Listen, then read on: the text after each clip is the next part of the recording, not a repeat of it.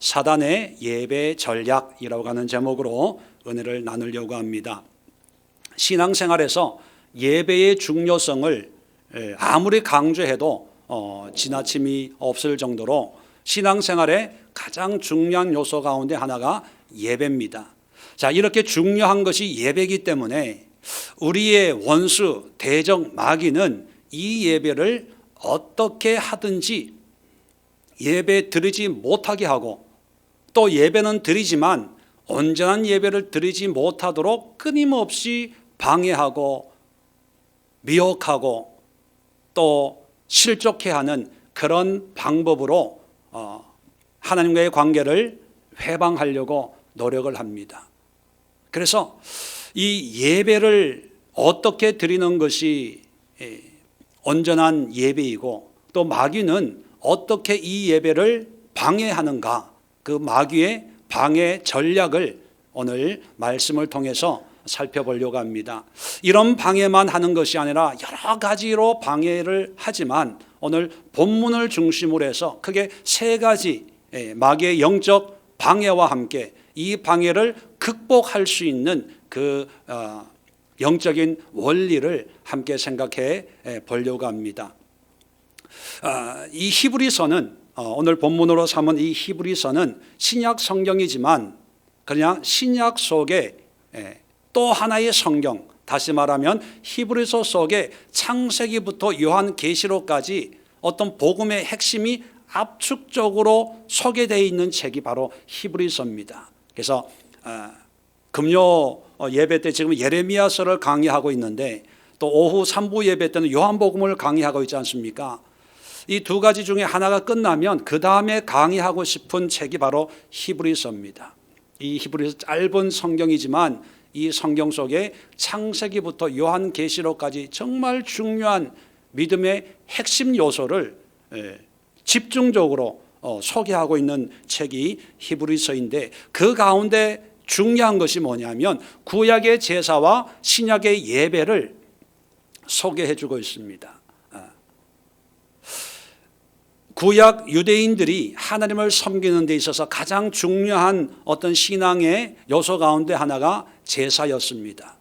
이 제사를 통해서 하나님이 죄를 용서해 주시고 하나님의 백성으로 인도하려고 했는데, 이 제사를 통해서 결국은 실패한 거죠.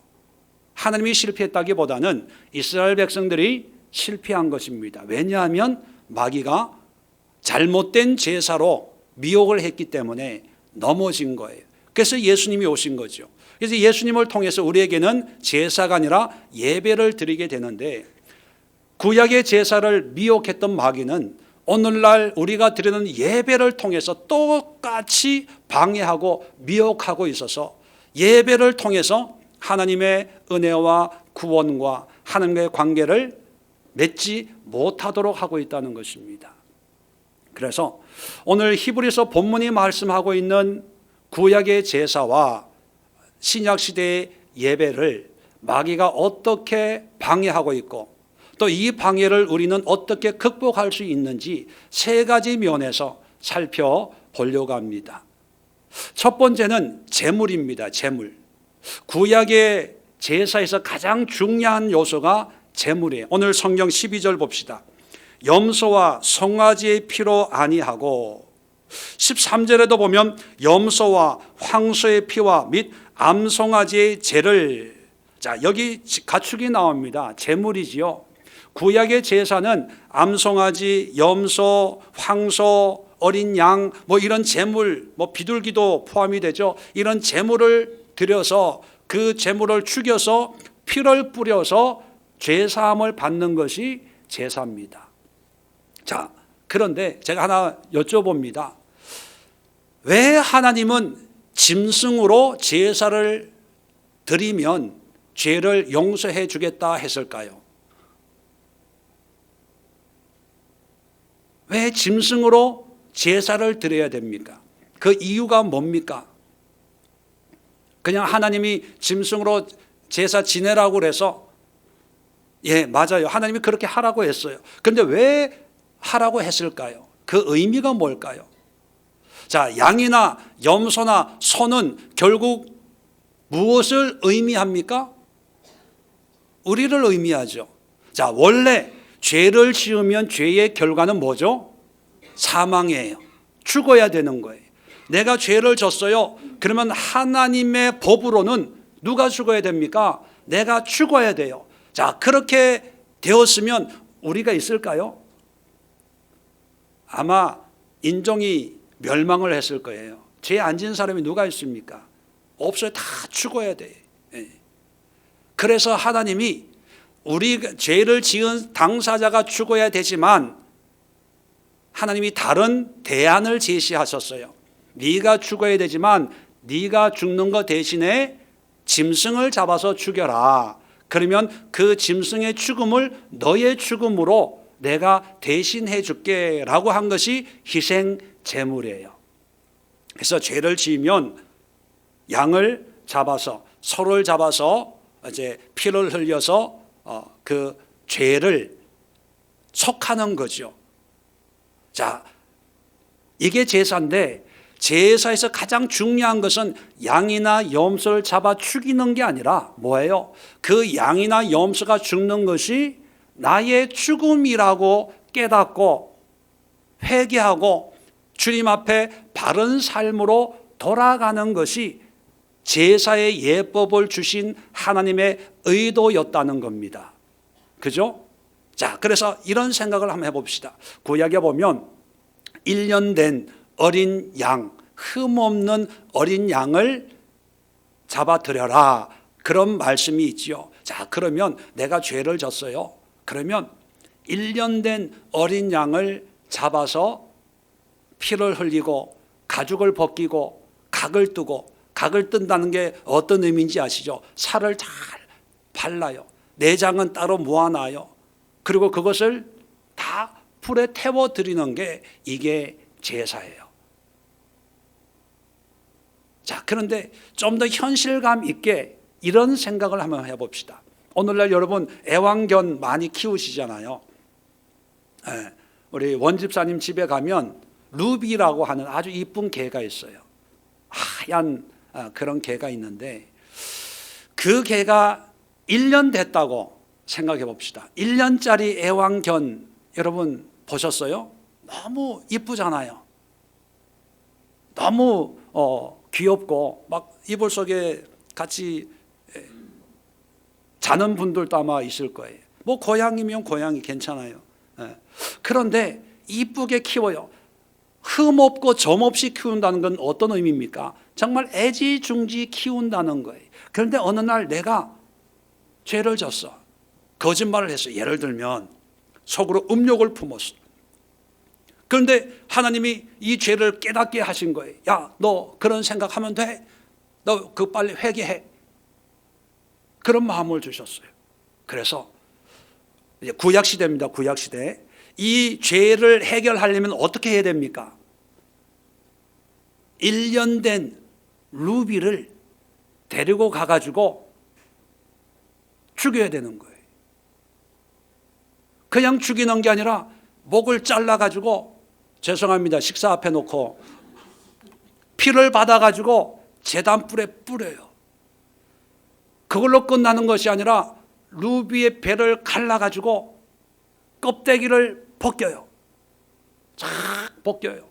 껍데기만 벗기는 게 아니라 살을, 거기에 무슨 1년 된 게 무슨 살이 있겠어요. 칼로 싹 벗겨요. 그리고 내장을 다 긁어 모아요. 그리고 그걸 불에 태워요. 여러분 그걸 하면서 한번 주인한테 한번 물어보세요. 주인한테, 원집사님한테. 원집사님이 죄를 져서 내가 죽어야 되는 대신 루비를 그렇게 죽이는데 웃으면서 죽이겠어요? 룰루랄라 하면서 죽이겠어요? 야, 오늘 고기가 이렇게 요거밖에 안 나오냐? 그러면서 죽이겠어요? 어떤 마음일까요? 미안해.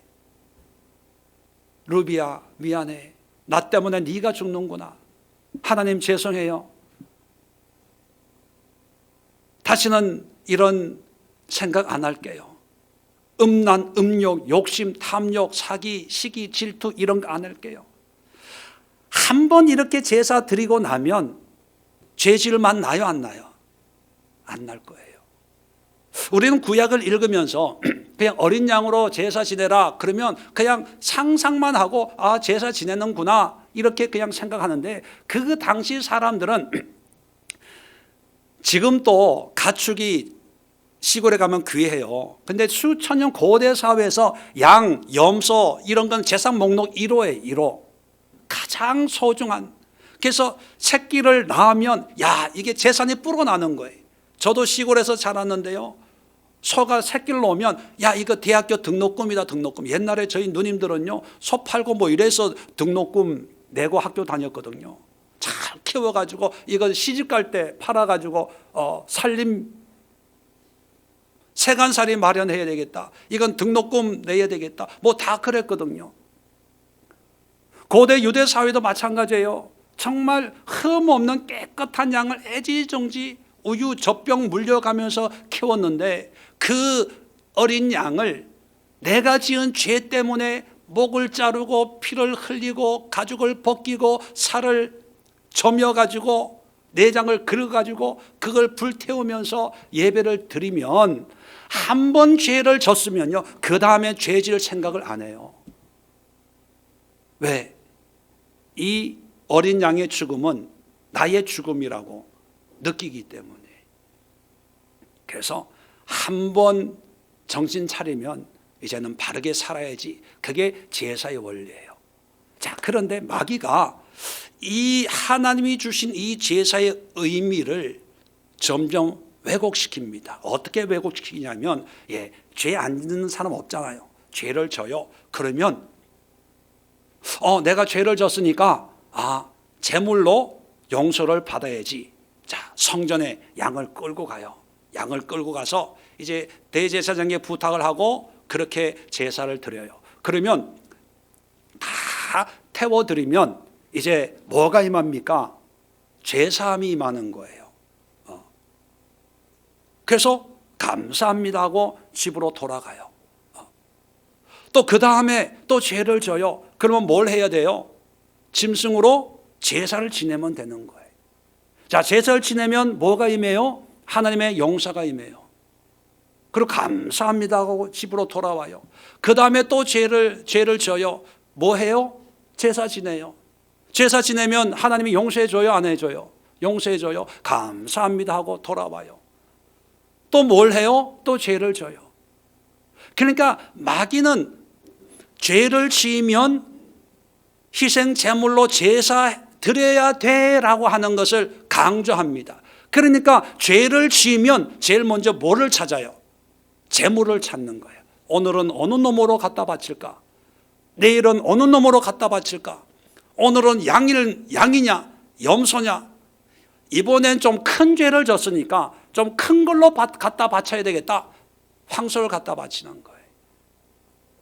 죄 짓고 갖다 바치고, 죄 짓고 갖다 바치고.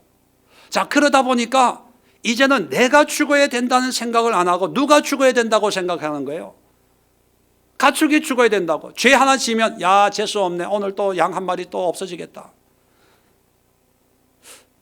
또 죄를 지으면 야, 이제는 전번에도 한번 양으로 제사했는데 이번에는 염소로 할까? 아니야, 이번에는 내가 좀 실수했으니까 염소로 하는데 한 마리로 하지 말고 이번에는 2마리 드리자.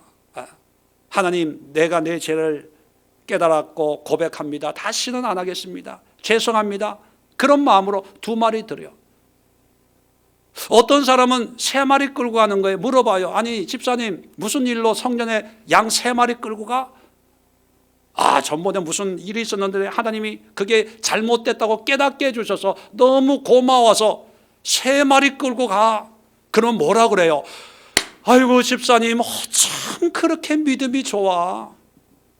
한 마리 드려도 되는데 3마리씩이나. 야, 역시 집사님 같은 분은 없어. 믿음 너무 좋아. 그러다가 나중에 나도 비슷하게 죄를 졌거든요. 감동을 받았어요. 야, 아무개 집사는 3마리였는데 너는 5마리 드려라. 넌 부자잖아. 5마리 드려요. 그리고 죄사함 받았다고 기쁨으로 돌아와요. 자, 남들 보면 율법대로 신앙생활 하는 거예요, 안 하는 거예요? 하는 거예요. 남들이 보면 믿음이 좋은 거예요, 안 좋은 거예요? 좋은 거예요. 자, 신앙적으로 영적으로 보면 죄사함을 확신을 해요, 안 해요? 확신해요. 근데 어디에 문제가 있습니까? 뭐에 문제가 있어요? 뭐가 잘못된 거예요, 여러분? 재물은 많이 드리지만 결국은 하나님의 뜻과 상관없는 그런 신앙의 모습으로 끝나는 거예요. 하나님이 원하시는 것은 양이나 염소나 황소가 아니라 뭘 원하시는 거예요? 나를 원하는 거예요. 나를 원하는데 하나님이 대신해서 짐승을 받는 거예요. 대신해서 짐승. 그러면 그 짐승은 곧 나예요, 나.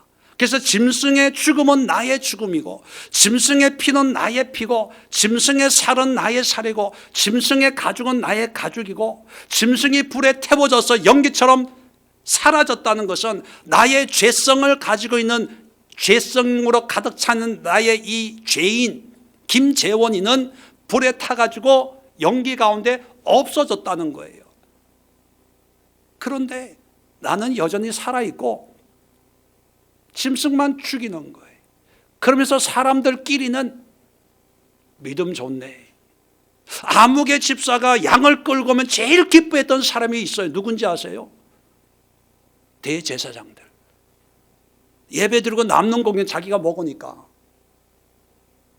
황소 끌고 오는 사람을 제일 좋아했을 거예요. 남는 게 많으니까. 그러니까 사람들은 재물만 관심이 있는 거예요. 그런데 하나님은 재물에 관심이 있는 게 아니라 재물을 드리는 우리에게 관심이 있는 거예요. 우리에게. 그래서 이사야 1장 11절에 보면 이런 말씀이 있습니다. 여호와께서 말씀하시되 너희의 무수한 재물이 내게 무엇이 유익하뇨?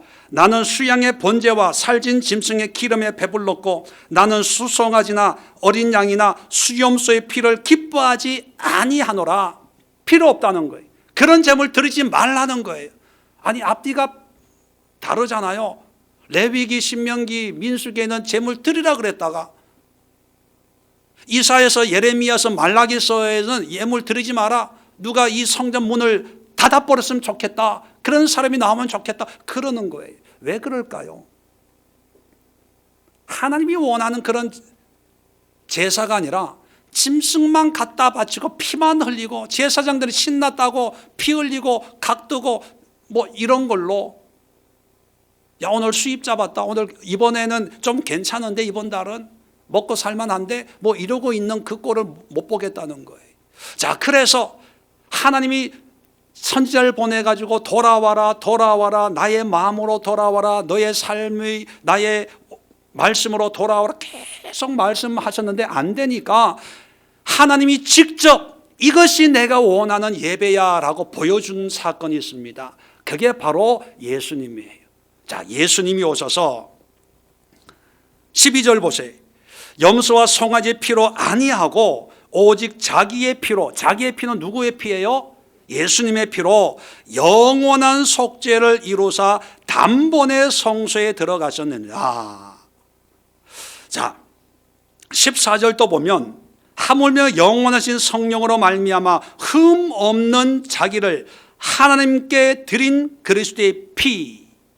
자, 예수님이 이 땅에 오셔서 예배의 가장 완벽한 모범을 보여주셨는데 그 모범은 어떤 모습이었습니까? 짐승, 희생 제물을 찾아서 좋은 것, 점 없는 것, 흠 없는 것, 비싼 것으로 주님 앞에 드린 것이 아니고 자기 몸을 드린 거예요. 자기 몸을. 자기가 직접 십자가에 못 박혀 죽으신 거예요. 그 십자가에서 물과 피를 스스로 쏟으신 거예요. 이게 예배야. 예배는 짐승을 드리는 것이 아니라 너 자신을 드리고 너의 삶을 드리고 너의 마음과 생각을 드리는 거예요. 이 바보 멍충이들아. 그걸 보여주시는 거예요. 자, 그러면 오늘날 우리는 예수님을 통해 예배를 드립니다. 예배를 드리는데 마귀는 어떻게 미혹하냐 하면 구약의 제사를 드리듯이, 야, 일주일 동안 너 죄 많이 졌지, 그러니까 오늘 주일 교회 가. 너 죄 졌지, 하나님 앞에 용서의 헌금 좀 드려. 너 방탕한 삶을 살았지, 오늘 교회 가서 봉사 좀 해. 일주일 그렇게 허랑방탕하고 살았으니까 주일 하루만큼은 교회 가, 예배 드려. 졸더라도 교회 예배 참석해. 또 어떤 사람들은요, 내가 죄를 졌으니까 하나님 앞에 미안한 마음으로, 또 용서받은 마음으로 헌금 좀 드려야지. 지난번에는 10만 원 드렸는데 이번에는 내가 좀 너무 잘못한 게 많으니까 한 20만 원, 50만 원, 100만 원. 그런 마음으로 예배 드리고 마치고 돌아오니까 뭔가 좀 뿌듯한 것 같아. 뭔가 마음에 위로가 임하는 것 같아요. 그런데 월요일 되면 여전히 옛날로 돌아가는 거예요. 죄를 지으면 더 열심히 교회에 나오는 거예요. 나쁜 짓 하면 교회 안 나오는 사람도 벼락치기를 칠 때 겁이 나가지고 교회 나오는 거예요. 그런 걸 보면 아유, 집사님 참 믿음 좋으시네요. 서로 칭찬해주고, 그런 칭찬 들으면 뭔가 또 마음의 위로가 임하고, 그래, 나도 믿음이 있나 봐. 근데 여러분, 마귀가 원하는 것은 우리의 어떤 행위를 통해서 하나님이 기뻐 받으신다라고 하는데, 하나님이 원하시는 것은요, 우리 자신이에요. 그래서 마귀는 재물을 찾는데 성령께서는 재물을 다른 데서 찾지 말고 너의 삶을 드려라. 아까 찬양하는 데 보니까 그런 가사가 있더라고요. 하나님은 우리를 원하세요. 그래서 예수님이 직접 자기의 삶을 드리는 것으로 모범을 보여주셨습니다. 그러면 우리가 이런 생각을 합니다. 그러면 우리도 다 십자가 지고 다 죽어야 되냐? 아니에요.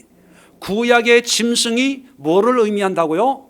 나의 죽음을 의미했듯이 예수님의 십자가의 죽음이 누구의 죽음을 의미해요? 나의 죽음을 의미하는 것을 믿음으로 고백하는 거예요. 그게 예배예요.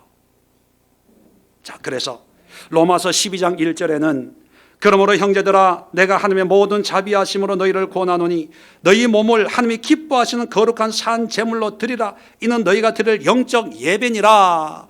영적 예배니라 하고요, 12장부터 15장 끝까지, 16장은 이제 작별 인사하는 그런 내용이고, 15장까지 영적 예배의 삶을 어떻게 소개하냐면, 교회 열심히 다녀라, 담임 목사 말에 충성해라, 봉사 열심히 해라가 아니라 우리의 삶 속에서 바르고 정확하고 거룩하고 깨끗하고 온전한 삶을 사는 삶의 예배를 우리에게 소개해 주고 있어요. 예수님이 나를 위해서 대신 돌아가셨다면, 그 예수님의 죽음을 나의 죽음으로 믿는다면 죄로부터 구원함을 받은 하나님의 백성이 되었기 때문에 이제는 더 이상 죄 안 짓고 하나님의 뜻에 합당한 그런 삶으로 변화되는 삶이, 그게 예배예요. 오늘날 예배는 수요 예배, 금요 예배, 주일 1부 예배, 2부 예배, 오후 예배, 예배 드렸냐 안 드렸냐, 이걸로 판단을 해요. 여러분, 예배는 이런 예배가 예배가 아니에요. 이건 공적 예배, 함께 모여서 드리는 예배고, 하나님이 받으시기를 원하는 예배는 우리 삶의 예배, 우리의 24시간, 우리의 일주일, 우리의 365일을 우리가 하나님의 자녀, 용서받은 자로서의 삶을 살아가는 그것이 예배지, 세상은 허랑방탕하게 술 먹고 음란하고 나쁜 짓 다 하면서 주일 교회에 와가지고 예배 참석하는 것이 주일 성수가 절대로 아니라는 거예요. 구약의 마귀가 재물에 관심을 가지고 그 재물로 예배 제사 드렸냐 안 드렸냐로 신앙을 판단하고 제사를 판단했던 것처럼, 오늘날은 교회 갔냐 안 갔냐, 봉사했냐 안 했냐, 직분이 있냐, 집사냐 권사냐, 집사가 아니면 아직도 집사 못 됐어 이 바보야. 아직도 권사가 못 돼서 열심히 봉사해가지고 인정받아가지고 직분, 그게 예배의 삶이 절대로 아닙니다. 하나님이 원하시는 예배는 우리의 삶을 통해서 예수님의 그 십자가를 볼 때마다 나의 죽음을 볼 수 있어야 돼요. 이 십자가 앞에서 웃고 떠드는 것이 아니라 이 십자가에 나로 말미암아 대신 못 박히신 예수님의 죽음이 나의 죽음인 것처럼 애통해야 되는 거예요. 어떻게 보면요, 우리의 삶 속에서는 기쁨과 감사함으로 살지만 교회 예배 드리러 올 때마다 우리는 뭘 볼 수 있어야 되냐면 십자가에 달린 예수님을 통해서 십자가에 함께 못 박힌 내 자신을 볼 수 있어야 돼요. 그게 예배예요. 그게 교회예요. 그런데 마귀는 예수님을 보는 것이 아니고 나의 죽음을 보는 것이 아니고 감사 헌금 봉투를 보는 거예요. 직분을 보게 하는 거예요. 사람을 보게 하는 거예요. 예배 시간, 피곤해도 이 예배 시간만 견뎌내자. 언젠가는 축도로 끝나겠지, 이 지겨운 예배도. 아무리 바빠도 주일 성수는 해야지. 교회 예배 참석하는 것에 모든 의미를 가지게 하는 거예요. 그러니까 구약 시대 유대인들이 하나님 앞에 버림받은 것은 예배 안 드려서 버림받았어요? 절기 안 지켜서 버림받았어요? 제물 안 들어서 버림받았나요? 성경 보세요. 너무 열심히 드렸어요. 너무 많은 걸로 드렸어요. 내 집은 안 짓고 하나님의 집부터 먼저 지어 드려야지 하는 그런 믿음의 모양도 있었는데도 버림받았어요. 왜 그런지 아세요? 나의 죽음, 나의 모습을 보지를 못했기 때문에. 두 번째, 마귀가 미혹하는 방법이, 자, 구약에 보면 재물이 있다고 예배가 되는 게 아니라 이 재물을 성전에 끌고 가면 누가 이 재물로 예배를, 제사를 드려줘야 됩니까? 대제사장이죠. 아무리 좋은 재물을 끌고 가도 대제사장이 없으면 예배가 안 되는 거예요. 왜냐하면 하나님은 완전히 거룩하신 분이고 우리는 죄인이잖아요. 죄인이 거룩하신 하나님을 만날 수가 없는 거예요. 뵐 수가 없는 거예요. 하나님이 우리를 용서하지 않거든요. 죄가 있기 때문에. 그래서 하나님이 죄인과 하나님 사이의 중간자 역할, 중개 역할을 할 그런 직분으로 세운 사람이 대제사장이에요. 그래서 이 대제사장이 짐승의 피를 가지고 단에 뿌리고 하나님 앞에 기도해서 용서를 대신 구해주는 거죠. 자, 그런데 오늘 성경을 보면 11절에 그리스도께서는 장래 좋은 일의 대제사장으로 오셨대요. 그러면 우리는 예수님을 믿고 예수님으로 예배하는 자이기 때문에 우리가 드리는 영적인 제사의 대제사장은 누굽니까? 예수님이죠. 예수님. 그러면 우리가 예배를 통해서 비록 우리가 죄가 있고 허물이 있다 치더라도 하나님 앞에 우리의 예배, 나의 고백, 나의 회개를 대신 받아서 하나님 앞에 전달해 주는 중간 역할을 하는 분이 누구예요? 예수님이에요. 예수님. 구약시대 제사의 중요한 사람이 대제사장이었다면 신약시대의 영적인 제사를 드리는 예배의 중요한 분은 누구예요? 예수님이에요. 그러면 예배를 통해서 우리는 누구를 찾아야 돼요? 예수님을 찾아야 되는데 여러분은 누구를 찾아요? 더 크게.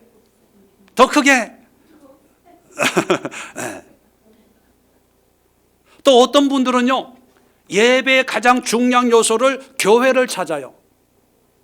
교단을 찾아요. 교파를 찾아요. 신학을 찾아요. 프로그램을 찾아요. 환경을 찾아요.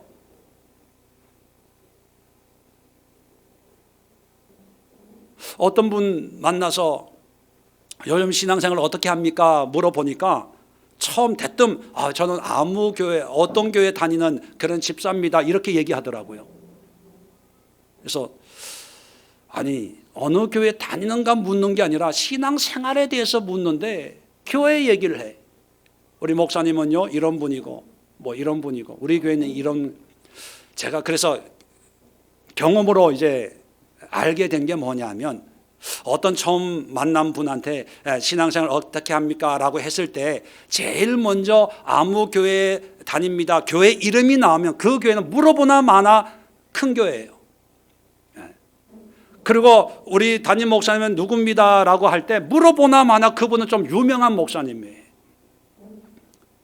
그래서 생각해 봤어요. 우리 교인들은 나가서 그런 질문을 하면 뭐라고 대답할까 고민을 하다가 한 가지는 분명하더라고요. 나는 예수의 교회에 다닙니다. 절대로 그런 얘기를 안 할 거라고. 왜냐하면 얘기해도 모르니까. 예수의 교회에 다닙니다 얘기하는 거 예수의 교회에서 1시간 설명해도 상대방은 몰라. 더더구나 우리 담임 목사님 김재영 목사입니다 이런 얘기는 절대로 안 할 것 같아요. 왜? 해도 모르니까. 그죠? 왜 그러냐 하면 사람들은 착각합니다. 내가 큰 교회, 유명한 교회, 또 훌륭한 목사님과 신앙생활하면 내 믿음도 그 수준인 줄 알아.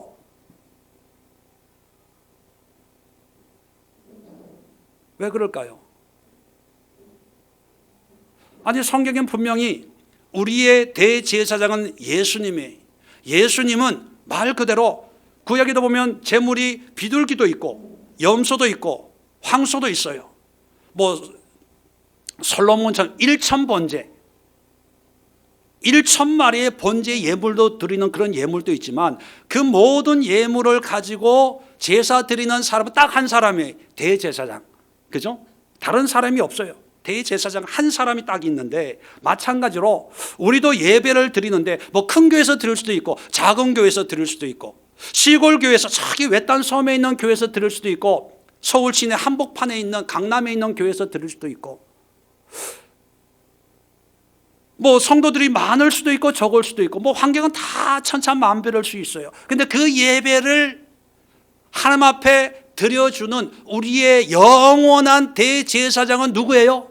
예수님 한 분이에요. 한 분. 이 예수님만이 우리의 예배를 받으신다는 거예요. 여기에 무슨 학벌이 필요해요? 여기에 무슨 교파가 필요해요? 여기에 무슨 큰 교회 작은 교회가 필요해요? 여기에 무슨 뭐 성도의 수준 뭐의 수준 이런 게 뭐가 필요해요? 여기에 무슨 건물이 있니? 얼마짜리 건물이니? 아니면 사글세 월세 얼마짜리니? 여기에 무슨 그런 구별이 필요합니까? 모든 예배의 대제사장은 오직 한 분이신 예수님이. 그렇다면 여러분 우리가 드려지는 예배는 누구를 만나야 완성되는 거예요? 예수님을 만나야 완성되는 예수님. 그래서 구약의 사람들은 제물을 끌고 사람을 찾았어요. 사람, 대제사장을. 그런데 그런 습성을 마귀가 이용해가지고 오늘날도 예배 드리는데 사람을 찾아다녀요. 기도 많이 하는 목사님, 영성 있는 목사님, 말씀이 좋은 목사님, 뭐 많이 배운 목사님, 뭐 박사 학위를 가지고 있는 목사님, 사랑이 많은 목사님, 잘생긴 목사님, 멋있는 목사님, 인터넷에 TV에 나오는 목사님, 이런 목사님. 이게 마귀가 미혹하는 거예요. 초대교회 때 우리 에클레시아 했지만 무슨 신학 훈련이 있었어요? 무슨 뭐 학벌이 있었어요? 복음의 증인들이 그냥 말씀을 함께 나누는 거예요. 예수 그리스도를 통해서. 그래서 초대교회 때는요, 초대교회 때는 사도행전도 보면 예배 때마다 빠지지 않고 했던 게 있는데 그게 성찬이에요. 성찬. 성찬의 의미가 뭡니까? 예수님의 몸인 떡과 예수의 피인 이 포도주를 먹음으로써 예수님이 나와 함께 하는 거예요. 예수님. 모든 예배의 관심은 예수님이셨어요. 예수님이 나의 죄를 지시고 십자가에 돌아가셨구나. 예수님이 부활하셨구나. 예수님의 부활 승천하셨구나. 나에게도 이런 소망이 있구나. 장차 이 핍박과 환난과 고난을 믿음으로 이기면 예수님처럼 나도 영원한 생명을 살 수 있구나. 모든 관심은 예수였어요. 얼마나 많은 핍박이 있었습니까? 얼마나 많은 가난과 어려움이 있었겠습니까? 근데 환경을 얘기하는 것이 아니라 예수였어요. 그러니까 교회 건축할 필요가 없었던 거예요. 집에서 모였던 거예요. 많이 모이면 큰 집에, 적게 모이면 작은 집에서. 있으면 함께 나누고 없으면 없는 대로 성찬하면서 오직 예수, 예수. 성경 보세요. 사도행전 보세요. 복음서 보세요. 사도 바울은 그리스도 예수와 그가 십자가에 못 박힌 십자가 외에는 내가 자랑할 게 없고 알고 싶지 않다고 얘기하고 있습니다. 그런데 우리는 예수 외에 너무 많은 걸 알고 있어요. 예수 외에 너무 많은 걸 알고 있어요. 오히려 너무 많이 알아서 오히려 예수님이 가려워지는 거예요. 어떤 면에는 어떤 목사님, 저도 목회라는 목사지만 제가 그냥 자아 비판 그런, 요즘은 너무 사람들이 좋은 목사님, 훌륭한 목사님을 찾다 보니까 어떤 면에서는 예수님보다 더 뛰어난 목사들이 많더라고요. 그 목사에 가면 기도만 하면 응답된대. 기도 한번 받으러 줄을 서요. 그 목사한테 기도 받으면 다 치료받는데 줄을 서요. 한번 악수해 보려고 줄을 서요. 신방 한번 받으려고요. 도배까지 하더라고요. 나는 그렇지 않는데. 왜요? 예수가 안 보이는 거예요. 제가 미국에서 은혜 받고 신학을 했는데 신학교 갔더니만 이제 여러 이제 그 사역자들이 모여 이제 공부를 하는 거예요. 한국에서 유학원 분도 계시고 미국 친구들도 있고 또 미국에서 사는 사람들도 있고. 그런데 저는 신학을 공부하면서 이제 사업을 했습니다. 사업을 하면서 이제 학비를 벌어가면서 공부를 하는데 방학을 마치고 나면 이제 전도사님들이 이제 서로 얘기를 해요. 이번에 사역을 이렇게 이 교회로 옮겼다. 또 이 교회에 있다가 이 교회로 옮겼다. 이런 얘기를 해요. 그런 얘기 들을 때마다 나도 사역을 해야 되나? 어디로 가서 뭔가 전도사나 해야 되나? 그런 생각이 들어요.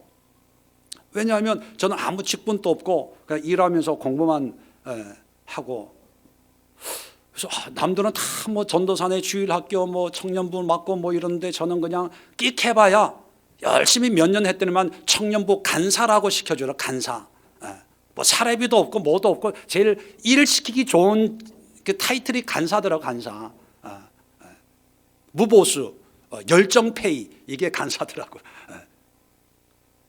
근데 다른 친구들 보니까 열심히 하고 전도사하고 여론 수련회 했다 그래요.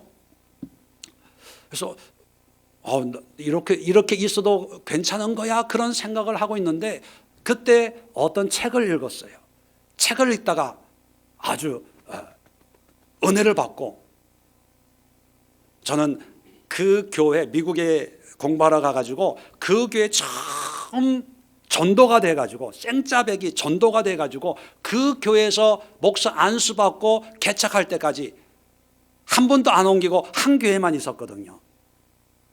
그 이유가 뭐냐면 그 책에 있는데 간단해요. 그 책에 무슨 글이 있었냐면 못난 나무가 산을 지킨다. 무슨 얘기인지 아세요? 못생긴 나무가 산을 지킨다는 거예요. 무슨 얘기냐면 이게 나무꾼들이 산에 나무하러 가잖아요. 그러면 땔감이나 기둥 석가래 공사 이런 걸 할 때 보면 제일 똑바르고 좋은 제목감만 다 잘라가지고 다 가져가고 결국 산에 남는 거는 이것도 아니고 저것도 못 쓰는 나무, 그런 나무들이 산을 지킨다는 거예요. 그러니까 우리가 볼 때는 대단하고 똑똑하고 이런 그런 나무들이 산을 지킨 게 아니라 저 같은 어리버리하고 대충 그런 나무가 이 산을 지키는구나. 맞구나. 나 같은 좀 모자라는 사람이 하나님의 나라를 지키고 이 교회를 지키는구나. 아주 이거 소망이 생겨가지고 여러 군데서 이렇게 사역 제안이 와도 그 교회 끝까지 10몇 년을 평신도로 사역을 하다가 이제 나중에 교구장하고 이제 목사 안수 받고 개척을 했어요. 저는 그 의미를, 물론 기독교적인 책은 아닌데 그 의미를 지금 또 마음에 담고 있습니다. 내가 하나님의 나라를 이 김포에서 세워나가는 것은 내가 잘났으면 여기까지 오겠어요? 내가 똑똑했으면 이렇게 사역하고 있겠습니까? 내가 뭔가 능력 있고 내세울 거 있으면 내가 이렇게 살겠어요? 여러분, 이 외모에 능력까지 갖춰보세요. 그런데 하나님이 나를 보잘것없게 만들어 주시는 거예요. 약하게 만들어 주시는 거예요. 결점투성이로 만들어 주시는 거예요. 그래서 믿음으로 살게 하고, 그래서 은혜로 살게 하고, 그래서 예수만 보게 하고, 그래서 하나님의 나라를 세워가게 하는 거라고 저는 생각합니다. 반대로 너무 똑똑하니까 예수님이 필요가 없는 거예요. 너무 좋으니까 예수님이 굳이 예배에 오실 필요가 없는 거예요. 예수님 없어도 너무 좋은데 뭐. 너무 따뜻하고 너무 멋있고 너무 편하고 성가대, 찬양단, 교회 뭐 그런 규모. 그런데 저는 앞으로 또 목회를 계속하겠지만 교회는 늘 힘들어야 되고 늘 불편해야 되고 늘 부족한 사람들이 모여 있어야 된다고 생각해요. 그래서 저는 찬양단도 너무 잘하는 분들 말고 그냥 못생긴 나무가 찬양단을 지킨다. 그죠? 좀 부족한 사람들이 모여서 예배하고 교회를 섬기는 이런 교회가 됐으면 좋겠어요. 왜냐하면 그래야 누가 보여진다? 예수님이 보여진다. 예수님이. 우리는 예수님을 찾아야 돼. 세 번째는 결과입니다. 제사의 결과가 뭐예요? 제사함이에요. 그래서 구약에는 열심히 예배를 제사를 드렸죠.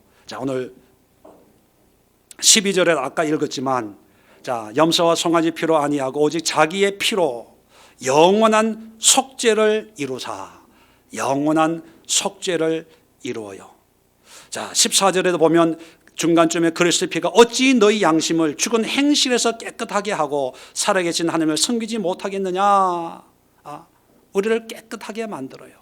그런데 마귀는 이 죄사함의 열매를 어떻게 왜곡시키냐 하면 아까 말씀드린 것처럼 죄를 졌으면 짐승을 가지고 제사 지내야지.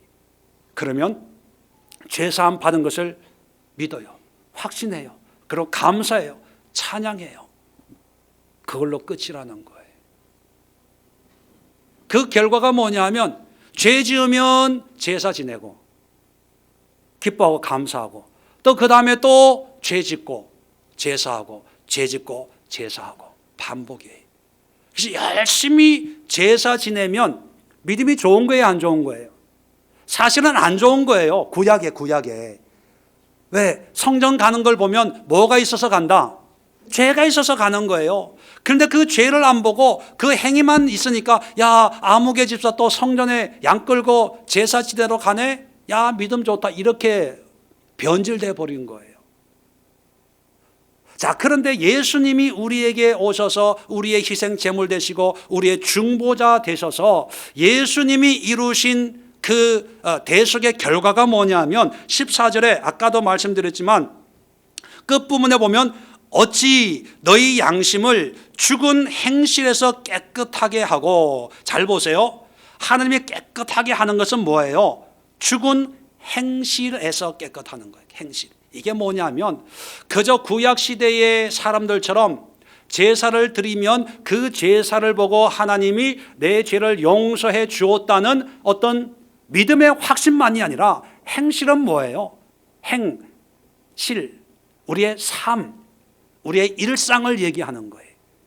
죽은 행실이라고 하는 것은 하나님 앞에 죽을 수밖에 없는 죄된 행실을 의미하는 거예요.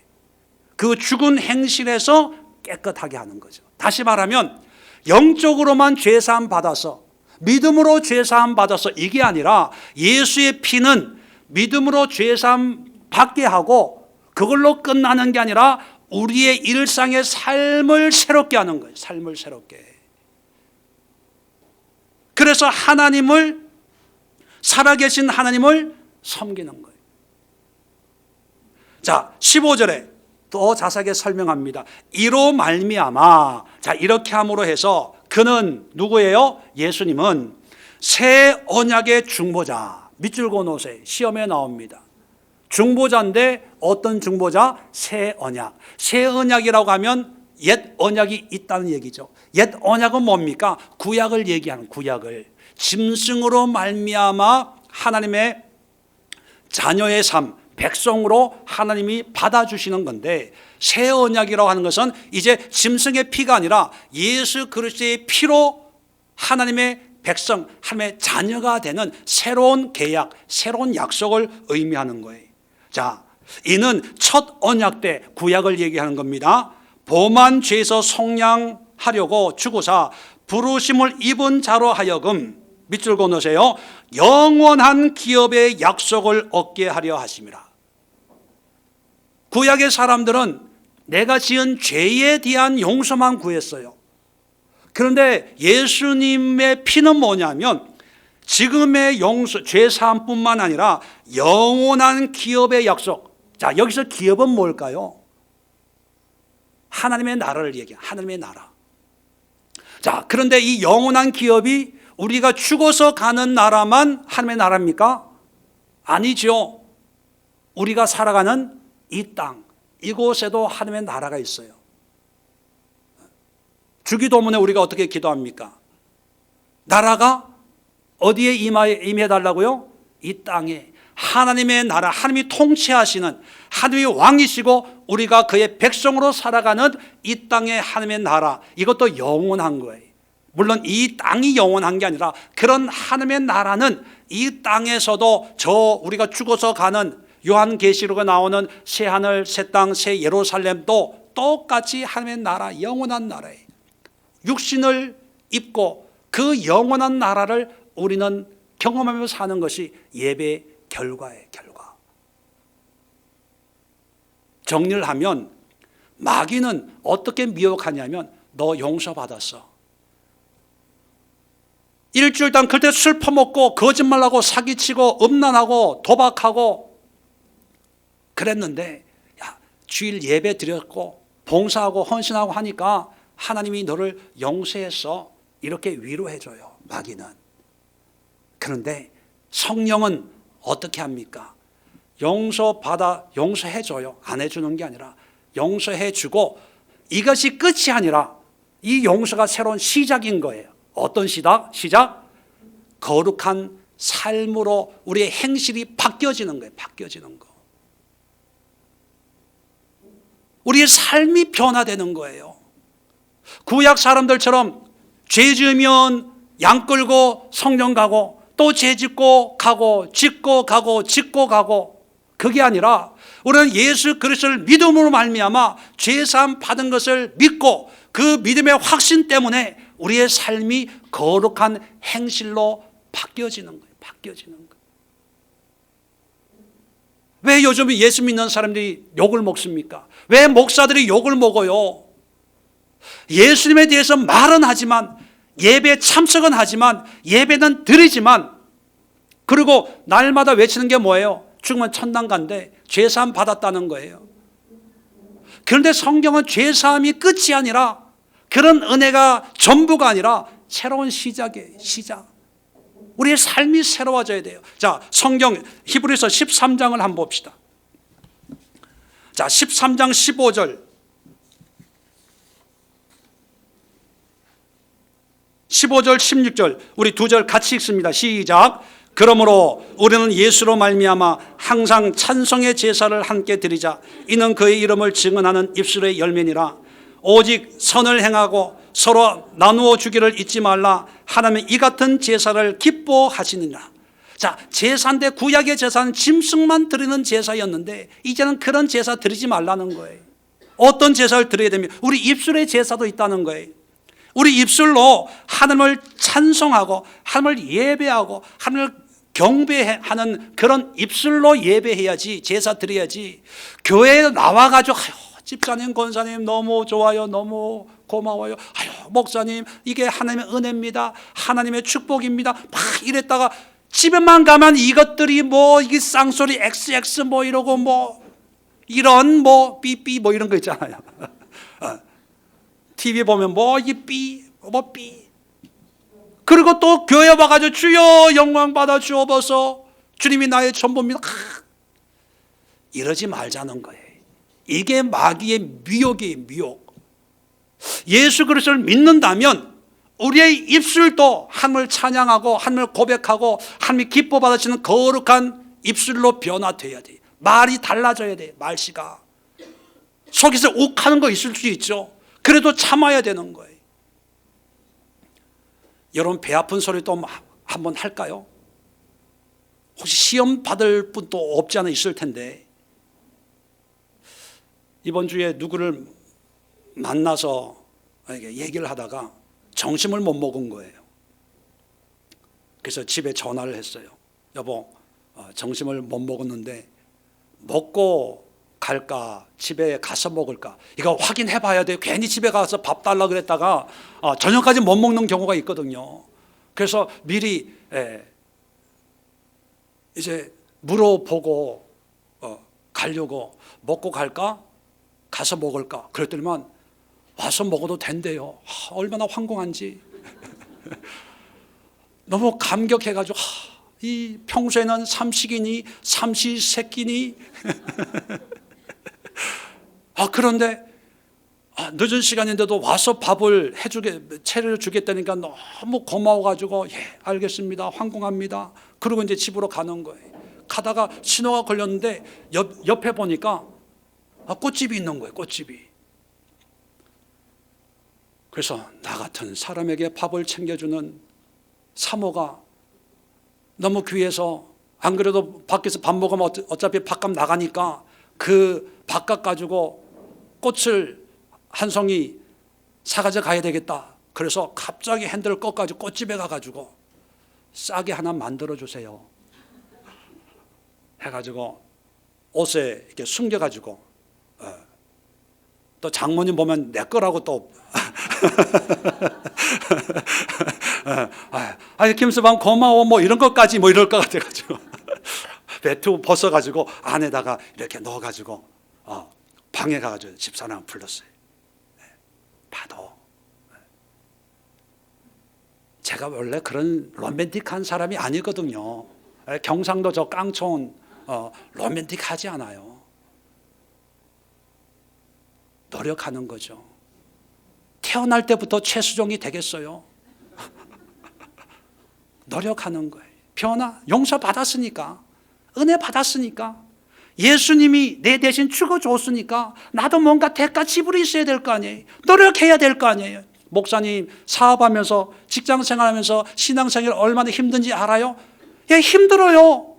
힘들기 때문에 노력하는 거 아닙니까? 힘들기 때문에 몸부림치는 거 아니에요? 속에서 막 올라와요. 참는 수고의 대가를 예수님은 자기의 몸을, 피를, 물을 흘려서 우리의 대속을 하고 영원한 기업을 주었는데, 누가 밥 한 번 사준다고 해도 고맙습니다, 감사합니다 하는데 이런 놀라운 은혜를 누렸으면 우리가 노력해야 될 거 아니에요. 마귀는 우리에게 너는 이제 바뀌어졌어 그렇게 얘기합니다. 근데 성령은요, 이제 너는 바꿔줘야 돼. 바뀌어야 돼. 입술도 바뀌어야 되고 너의 삶도 바뀌어야 돼. 이 바보 멍충아. 용서받았고 구원받았고 죄사함 받았다고 그걸로 외치지 마. 그건 기본이야, 기본. 한때 구원의 확신 얼마나 길 가면서 이제는 예수님 믿습니까? 구원받을 줄 믿습니까? 이제는 천국 뭐 다 그랬잖아요. 기도 따라하고 그랬잖아요. 그 결과가 이 꼴 된 거예요. 한국교회가. 안 믿는 사람 만나면요, 물론 과장법이 있고 그들 말 다 들을 필요는 없지만 어떻게 보면 다 교회 다니는 사람이 사기치고 교회 장로 권사가 다 나쁜 놈이고 목사들이 다 나쁜 놈이에요. 왜 이렇게 됐어요? 왜 이렇게 됐습니까? 우리가 삶의 예배, 삶의 제사를 통해서 우리가 구원의 은혜에 합당한 삶으로 바꿔지는 그런 수고와 노력과 애를 썼다면 이 정도는 아니었을 거예요. 이렇게 목사들이 욕은 안 먹었을 거예요. 저도 물론 여전히 부족하고 여전히 공사 중인 사람입니다. ing 진행 중인 사람이 날마다 내 자신과 싸우는 거예요. 내 욕심과 싸우는 거예요. 마귀의 예배 전략이 어떠한가를 여러분 인지하시고 예수 그를 통해서 적어도 우리 예수의 교회를 통해서 하나님을 섬겨나가는 예배의 삶에 오늘 주일 한 번 드리는 이 1시간짜리 설교 듣고 1시간 반 예배 드리는 것에 여러분의 영혼을 맡기지 마세요. 담임 목사에게 여러분의 영혼을 맡기지 마세요. 어떤 세상 누구에게 여러분의 영혼을 맡기지 마세요. 우리가 맡길 분은 오직 예수. 모든 환경 속에서 예수는 중보자이신 대제사장 되신 예수 그리스도를 발견하고 그 예수의 이름으로 예배 드릴 때 그 예배가 세상 사람들이 보기에는 뭐 이게 무슨 예배야? 이런 예배도 있어? 이런 에클레시아도 있어? 에클레시아 그게 뭐야? 그럴지라도 그것이 하나님이 찾으시는 우리의 영적인 예배인 줄로 믿으시기를 주의 이름으로 축원을 드립니다. 기도합니다. 좋으신 하나님 은혜와 사랑을 감사합니다. 마귀의 미혹과